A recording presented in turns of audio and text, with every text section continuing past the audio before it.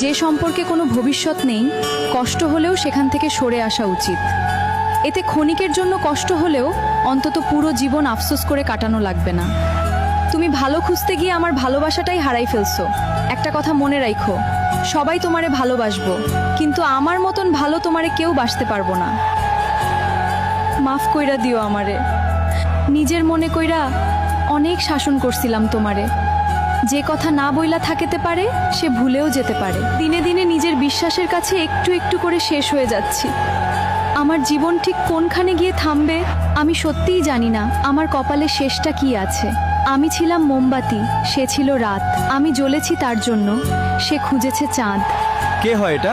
Friend হয় আমার। তোমারে বলছি না ছেলে ফ্রেন্ডের লগে মিশবা না। এতই যখন সন্দেহ তাহলে ছাইড়া দাও না আমাকে। কি হইল ম্যাডাম? আরে ভালোবাসাটা কি মানুষের এতই সম্ভব করে?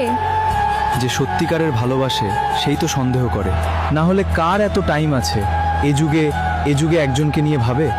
যাও। সরি। ওই মেয়ে, ওই মন্দিরে গেলে লেখা থাকে মঙ্গল মিলে, ওই মসজিদে গেলে লেখা থাকে জান্নাত মিলে, ওই ওষুধের দোকানে গেলে লেখা থাকে ওষুধ। আরে কইতে পারোস কই গেলে আমার জান্নাতরে পাইবো? একটা কথা বলি, মনে রাখো, অযোগ্যকে যোগ্য বানানো সম্ভব, কিন্তু বিশ্বাসঘাতককে বিশ্বাসযোগ্য বানানো অসম্ভব।